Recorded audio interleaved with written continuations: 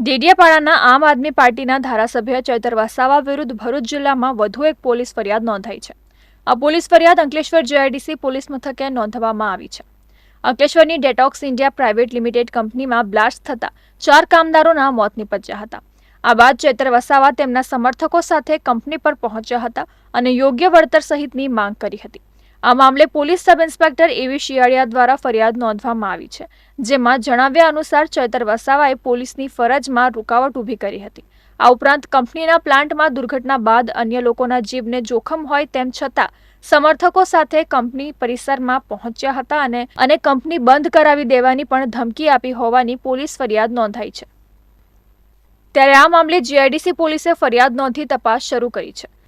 અત્રે ઉલ્લેખનીય છે કે તાજેતરમાં ચૈતર વસાવા વિરુદ્ધ ઝઘડિયાના રાજપારડી પોલીસ મથકે પણ ફરિયાદ નોંધાઈ હતી, જેમાં મંજૂરી વગર પદયાત્રા કાઢવાનો તેઓ પર આરોપ લગાવવામાં આવ્યો હતો.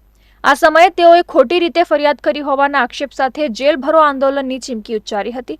ત્યારે હવે ફરી એકવાર ચૈતર વસાવા વિરુદ્ધ પોલીસ ફરિયાદ નોંધાતા તેઓની મુશ્કેલીઓમાં ચોક્કસ વધારો થઈ શકે છે. આ સમગ્ર બાબતે ધારાસભ્ય ચૈતર વસાવાનું નિવેદન પણ સામે આવ્યું હતું. ચૈતર વસાવાએ જણાવ્યું હતું કે સ્થાનિક નેતાઓના ઇશારે તેમની સામે પોલીસે ખોટી ફરિયાદ નોંધી છે. તાજેતરમાં દારૂના હપ્તા લેતા પોલીસકર્મીઓના 35 વિડીયો વાયરલ કર્યા એ માટે પોલીસે ફરિયાદ નોંધી છે.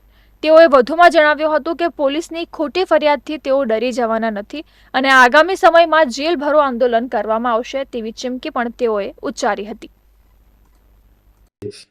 ત્યારે આ સમગ્ર ઘટનાની જાણ ત્યાંના સ્થાનિક નેતાઓને થતા એમના પેટમાં તેલ રેડાયું અને આ નેતાઓએ પોલીસ સાથે મિલીભગત કરીને અંકલેશ્વર જીઆઈડીસી પોલીસ સ્ટેશનના પોલીસ સબ ઇન્સ્પેક્ટર એવી શિયાળિયા પોતે અરજદાર બનીને દિન 7 બાદ ગત તારીખે 10 ના રોજ મારા પર ખોટી એફઆઈઆર કરી છે. ત્યારે અમે પોલીસ ભરૂચના એસપી શ્રીને પણ કહેવા માંગીએ છીએ, અમે 35 જેટલા વિડીયો જાહેર કર્યા છે જેનાથી એમની ઊંઘ હરામ થઈ ગઈ છે. એના કારણે જ અમારો અવાજ દબાવવા માટે એ આ ખોટી ફરિયાદો કરે